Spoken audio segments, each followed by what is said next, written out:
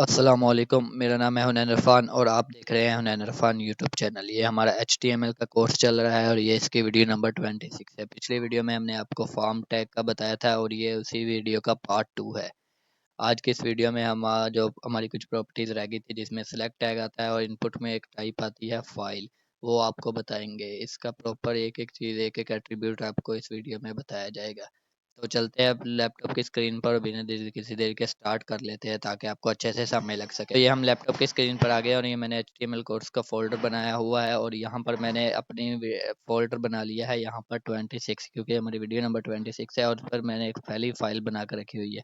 इसमें मैंने जो हमारी 25 फोल्डर के जो कोड था वो इसमें मैंने पेस्ट कर दिया, क्योंकि इसी से आगे ही हम स्टार्ट करने जा रहे हैं। यहाँ तक हमने 25 वीडियो में देख लिया था। अब बेसिकली सिलेक्ट बॉक्स होता क्या है। सिलेक्ट बॉक्स से हमारे पास बहुत ज़्यादा ऑप्शन होते हैं, उनमें से हमें 1000 2000 100 200 जितने भी हम ऑप्शन चाहे हम उसमें रख सकते हैं। तो उनमें से यूज़र को में से किसी एक या दो को सिलेक्ट करवाना हो तो वो उसके लिए हम सिलेक्ट बॉक्स का इस्तेमाल करते हैं। चेक बॉक्स के ज़रिए हम इतने ज़्यादा इसका इस्तेमाल नहीं कर सकते। तो मैं इसे VS कोड में इसे कोड को ओपन कर लेता हूँ। यहाँ पर VS कोड में ओपन कर लेते हैं और यहाँ पर मैंने ये कोड हमारा आ रहा है। इस पूरे फोल्डर को ही VS कोड में ओपन कर लेते हैं। ये मैं इस फोल्डर को VS कोड में ओपन कर लेता हूँ।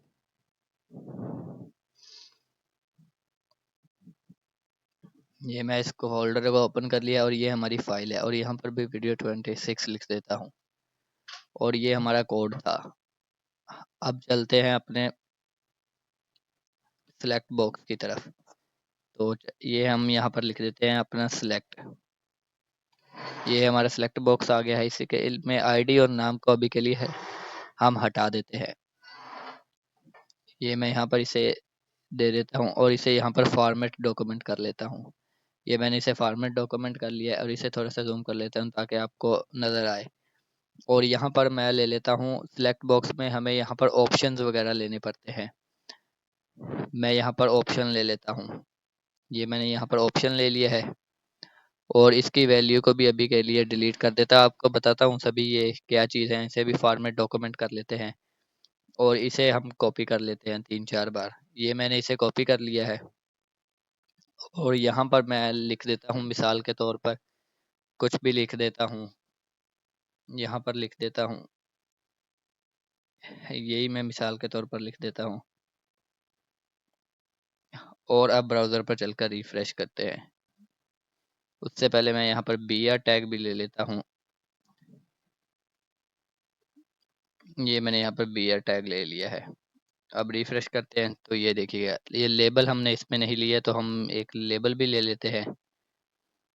मैं यहाँ पर लेबल ले लेता हूँ और लेबल में मैं मिसाल के तौर पर यहाँ पर लिख देता हूँ कार्स।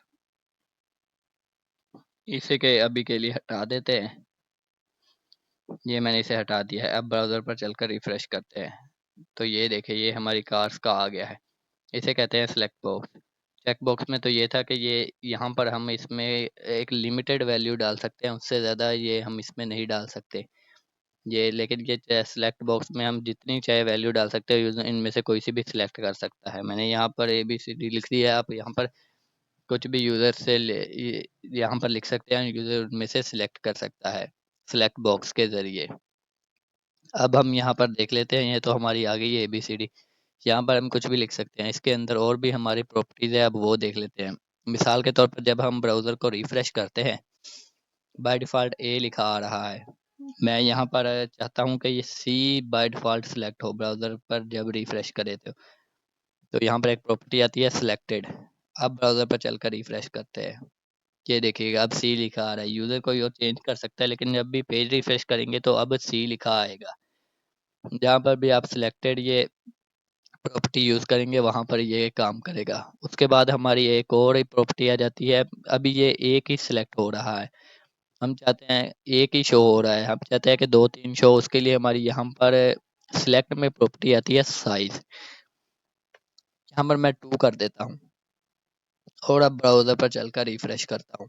ये देखिए, अब ये 2 शो हो रहे हैं। इसी तरह हम 3 भी कर सकते हैं, 4 भी कर सकते हैं। तो अभी के लिए मैं यहाँ पर 1 ही कर देता हूँ और ब्राउज़र पर चल के रिफ्रेश कर लेता हूँ। तो उसके बाद हमारा आ जाता है एक कि हम यहाँ पर एक ही अभी सिलेक्ट कर पा रहे हैं। लेकिन हम चाहते हैं कि हम एक सिलेक्ट करने के बजाय 2-3 चीज़ें सिलेक्ट कर सकें। तो अभी तो हम नहीं कर सकते, तो हमें यहाँ पर उसके लिए एक प्रॉपर्टी इस्तेमाल करनी पड़ेगी, मल्टीपल। इसका सिर्फ यही नाम लिखना पड़ेगा, इस इक्वल टू लगाकर आगे कुछ भी नहीं लिखना। अब रिफ्रेश करते हैं, तो अब देखिएगा, अब हम ये यहाँ पर इस तरह से सिलेक्ट भी कर सकते हैं। मैं यहाँ पर साइज को 3 ही ले लेता हूँ। ये मैंने यहाँ को साइज को 3 ले लिया है। तो अब ब्राउज़र पर चलकर जाकर देखते हैं, मैं यहाँ से रिफ्रेश करता हूँ तो ये देखिएगा अभी भी ये हम इसे सिलेक्ट नहीं कर पा रहे हैं मल्टीपल को। तो उसके लिए अब हमें कंट्रोल दबाकर इन्हें सिलेक्ट करना होगा। तो इस तरह से हम सिलेक्ट कर सकते हैं। ये तो मैंने यहाँ पर एग्जांपल के लिए एबीसी लिखा है, यहाँ पर कोई भी चीज़ आ जा सकती है, कार्स के नाम आ सकते हैं, जो भी चीज़ आप यूज़र से चेक करवाना चाहते हो वो यहाँ पर हम लिख सकते हैं। तो यहाँ पर शायद आपको कन्फ्यूजन हो रही होगी, मैं यहाँ पर लिख देता हूँ कंट्रीज़ के नाम, यहाँ पर मिसाल के तौर पर लिख देता हूँ। कंट्री के नाम लिख देता हूँ और यहाँ पर लिख देता हूँ, और यहाँ पर भी यहाँ पर नेपाल लिख देता हूँ, और यहाँ पर लेबल में भी लिख देता हूँ कंट्रीज़, कंट्री लिख देता हूँ। अब ब्राउज़र पर चलकर रिफ्रेश करते हैं, ये देखिएगा इस तरह से। अब इसके बाद यहाँ पर तो साइज़ हम एक ही वापस से ले लेते हैं। अब इसके बाद हमारी एक और इसमें आ जाता है हमारा ओपीटीजी ग्रुप। हम इसमें ग्रुप वगैरह भी बना सकते हैं। वो ग्रुप क्या होगा कि हमारी मिसाल के तौर पर हम इन 2 कंट्रीज़ को एक ग्रुप में रखना चाहते हैं, इन 2 कंट्रीज़ को एक ग्रुप में रखना चाहते हैं। तो ऊपर एक हेडिंग आ जाएगी, जैसे मिसाल के तौर पर मोबाइल, हम मोबाइल में अब कई किस्म के मोबाइल आ जाते हैं। आईफ़ोन में आईफ़ोन 7, 6, 8, 9, 10 इस तरह से आईफ़ोन मेन हेडिंग हो जाएगी, उसके नीचे उसके मोबाइल के वर्जन हो जाएँगे। इसी तरह दूसरे से आप कार्स की भी इस तरह से एग्ज़ाम्पल ले सकते हैं, मैं आपको करके दिखाता हूँ। यहाँ पर लेबल ले लेते हैं हम वापिस से, यहाँ पर लेबल ले लिया है, इसे अभी के लिए क्लोज़ कर देते हैं। और यहाँ पर लेबल में मैं लिख देता हूँ, मिसाल के तौर पर यहाँ पर लिख देता हूँ मोबाइल्स, मोबाइल्स लिख दिया है, और यहाँ पर मैं सिलेक्ट टैग ही ले लेता हूँ। सिलेक्ट टैग के अंदर हमें यहाँ पर लिखना होगा, इसे यहाँ से रिमूव कर देते हैं और इसके अंदर हम यहाँ पर ले लेते हैं ओपीटी ग्रुप। ये मैंने यहाँ पे ओपीटी ग्रुप ले लिया है, और इसके अंदर हम यहाँ पर ये इसे कॉपी कर लेते हैं। अभी के लिए मैंने यहाँ पर इसे कॉपी किया, फॉर्मेट डॉक्यूमेंट एक बार कर लेता हूँ, और उसके बाद यहाँ पर ओपीटी के अंदर ही अब हमें लेबल लेना पड़ेगा। ये मैंने यहाँ पर लेबल ले लिया और यहाँ पर लिख देता हूँ आईफोन, आईफोन लिख दिया, और यहाँ पर लिख देता हूँ आईफोन 5, आईफोन 6, आईफोन 7, और यहाँ पर लिख देता हूँ आईफोन 8, और इसे एक बार फिर से यहाँ पर कॉपी कर लेता हूँ। यहाँ पर इसे कॉपी करके ये इसे 2 बार 3 बार पेस्ट कर देते हैं। यहाँ पर लेबल में आईफोन की जगह लिख लेते हैं सैमसंग। लेबल सिर्फ चेंज कर देता हूँ, बाकी ये सिर्फ आपको समझाने के लिए था। यहाँ पर मैं लिख देता हूँ नोकिया, और यहाँ पर एक बीआर टैग भी ले लेते हैं। यहाँ पर एक बीआर टैग ले लेते हैं, और अब ब्राउज़र पर चलकर रिफ्रेश करते हैं। ये देखिएगा, अब रिफ्रेश करते हैं तो ये देखिए ये इस तरह से आ गई है। ये हमारा ओपीटी ग्रुप का कमाल है। यहाँ पर हम कोई से एक मेन हेडिंग दे सकते हैं, उसके नीचे उनकी, जैसे ये मिसाल के तौर पर यहाँ पर कार्स आ जाएं तो उनके कार्स की डिटेल, फिर नीचे कार्स आ जाए उनके कार्स की डिटेल। इस तरह से आप ये सिलेक्ट टैग का इस्तेमाल करके ये ओपीटी ग्रुप का इस्तेमाल कर सकते हैं। ये इस तरह से हम इसका यूज़ कर सकते हैं। तो उसके बाद हमारी एक और इसमें आ जाती है न्यू प्रॉपर्टीज, HTML5 में आई है डेटा लिस्ट के नाम से। तो उसका यूज़ करके आपको दिखा देते हैं कि उसका क्या यूज़ है। उसके लिए भी हम यहाँ पर लेबल ले लेते हैं। मैं यहाँ पर लेबल ले लेता हूँ और ये फॉर को अभी के लिए हटा देता हूँ। ये VS कोड में कुछ चीज़ें अभी हमें यूज़ नहीं करनी, लेकिन ये ऑटोमेटिकली जनरेट हो जाती हैं। तो अब मैं यहाँ पर ले लेता हूँ यहाँ पर लिख ले लेता हूँ कार्स। ये मैंने यहाँ पर कार्स ले लिया और इसके आगे हमें लिखना पड़ेगा इनपुट। ये मैंने यहाँ पर इनपुट इनपुट लिख दिया है। अभी के लिए इसे यहाँ से रिमूव कर देता हूँ, सिर्फ इनपुट रहने देता हूँ। फॉर्मेट डॉक्यूमेंट एक बार कर लेता हूँ और यहाँ पर स्पेस दे देता हूँ ताकि आपको समय लग सके कोड की। और उसके बाद हमारा यहाँ पर आ जाता है डेटा लिस्ट। तो हम यहाँ पर डेटा लिस्ट लिख देते हैं।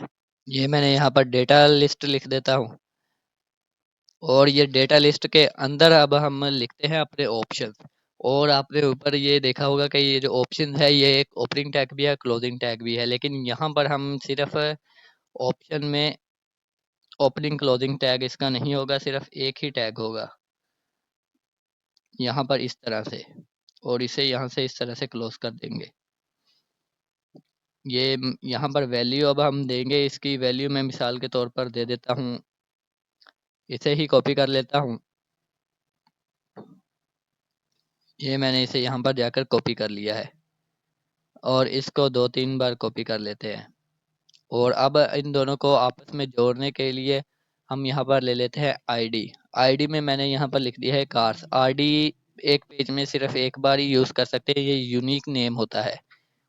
और यहाँ पर इसे लिख देते हैं लिस्ट। जो हमने आईडी में लिखा होगा वही सेम हमने यहाँ पर लिखना है, फिर ही ये यूज़ हो सकेगा। और अब ब्राउज़र पर चलकर रिफ्रेश करते हैं। ये अभी यहाँ पर एक br टैग ले लेते हैं। मैं यहाँ पर एक br टैग ले लेता हूँ और अब ब्राउज़र पर चलकर रिफ्रेश करते हैं। ये मैंने ब्राउज़र पर चलकर रिफ्रेश किया है। br टैग यहाँ नहीं ले रहा था।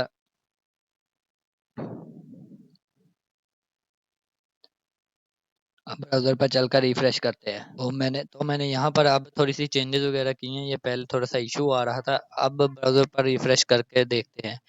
यहाँ पर अब हम यहाँ देखें, ये इनपुट का ये यूज़ है कि हम इन पे यहाँ पर भी चेक कर सकते हैं जो हमने यहाँ पर लिखा होगा। ये मैंने थोड़े से नाम वगैरह चेंज किए हैं, आप यहाँ पर देख सकते हैं। और यहाँ पर इनपुट में हम खुद से भी कुछ लिख सकते हैं, जो अगर हमें नाम पता है कि हमने क्या लिखा है तो वो यहाँ पर नीचे आ जाएगा और यहाँ पर सिलेक्ट कर सकते हैं। इनपुट का बेसिकली फ़ायदा ये है कि अगर बहुत बड़ी लिस्ट हो और हमें नाम आता हो तो आप नाम से सर्च करके भी लिख सकते हैं। ये इस तरह से यहाँ पर कुछ भी लिख सकते हैं, या हम ड्रॉप डाउन मेन्यू से भी यहाँ पर लिख सकते हैं। ये इस इनपुट का फ़ायदा है। तो उसके बाद हम देख लेते हैं अपना लास्ट, जो हमारी टाइप आ जाती है। हमने बताया था इनपुट में एक टाइप आती है फाइल, वो हम आपको दिखाते हैं और वो चलते हैं वीएस कोड में। उसके बाद अब हम देख लेते हैं हमारी जो इनपुट के अंदर टाइप रह गई थी फाइल। उसके लिए अब हम यहाँ पर ले लेते हैं, पहले यहाँ पर हम ले लेते हैं उसके लिए भी लेबल। इसे भी हम फॉर्म के अंदर ही रखते हैं, फॉर्म टैग के अंदर। ये मैंने यहाँ पर लेबल ले लिया है और यहाँ पर लिख देता हूँ अपलोड फाइल। अपलोड फाइल मैंने यहाँ पर लिख दिया है और अब यहाँ पर इनपुट ले लेता हूँ। यहाँ पर मैंने इनपुट ले ली है और यहाँ पर टाइप में लिख देता हूँ फाइल और यहाँ पर एक br टैग ले लेता हूँ और यहाँ पर भी एक br टैग ले लेता हूँ। और अब ब्राउज़र पर चलकर रिफ्रेश करते हैं। ये देखें, ये आपने कई वेबसाइट में देखा होगा कि अप्लाई फोल्डर, ये फाइल अपलोड करने का ऑप्शन होता है। यहाँ पर हम क्लिक करेंगे तो ये हमें ब्राउज़र में ले जाएगा, हमें ब्राउज़ करने के लिए। यहाँ से कोई सी भी फाइल अपलोड कर सकते हैं। मैं मिसाल के तौर पर ये यहाँ पर करता हूँ। ये हमारी अपलोड तो नहीं होगी, ये सिर्फ अभी हम डिज़ाइनिंग कर रहे हैं। अपलोड हमारी नोट जेएस पीएचपी इनसे हमारी फाइल अपलोड होती है। तो ये इस तरह से अपलोड हो गई है। यहाँ पर हमारा एक और टैग आ जाता है जो फाइल के अंदर ही आता है, एक्सेप्ट। यहाँ पर मैं एक्सेप्ट लिख देता हूँ। ये HTML5 में न्यू टैग है, एट्रीब्यूट है हमारा। इस पे हम यहाँ पर लिख सकते हैं कि अभी तो हम यहाँ पर ब्राउज फाइल करते हैं तो ये सभी चीज़ें शो कराता है, लेकिन हम चाहते हैं कि सिर्फ इमेज ही अपलोड हो। ये देखिएगा, ये PDF है। ये अभी हम यहाँ पर लिखेंगे इमेज। मैं यहाँ पर इमेज लिख देता हूँ और यहाँ पर स्टार लिख देता हूँ और अब ब्राउज़र पर चलकर रिफ्रेश करते हैं और अब यहाँ पर इसे चूज़ फाइल करते हैं। तो ये देखिए, वो PDF यहाँ से रिमूव हो गया। अब सिर्फ इमेज ही अपलोड होगी और जो स्टार दिया है उसका मतलब है कि इमेज में कोई से भी फॉर्मेट आ सकता है। अगर मैं यहाँ पर लिख देता हूँ स्टार ख़त्म करके PNG तो सिर्फ PNG ही आएगा। अगर हम लिख देते हैं JPG तो सिर्फ JPG ही आएगा। इस तरह से हमारी फाइल इनपुट टाइप काम करता है। तो आज के वीडियो में हमने अब क्या देखा? आज के वीडियो में हमने देखा अपना लेबल के अंदर सिलेक्ट टैग के अंदर हमने साइज़ देखा, मल्टीपल देखा, उसके बाद सिलेक्टेड ये हमारा देखा। उसके बाद हमने यहाँ पर OPT ग्रुप देखा इसका क्या यूज़ है। उसके बाद हमने यहाँ पर दिखा डेटा लिस्ट का और उसके अंदर इनपुट का, इनका क्या यूज़ है। और एक हमने अपने इनपुट के अंदर टाइप देखी फाइल की। आई होप आपको इस वीडियो की समझ लगी होगी। चैनल को सब्सक्राइब करना ना भूलें। मिलते हैं कोर्स की अगली वीडियोस के साथ, तब तक के लिए खुदा हाफिज़।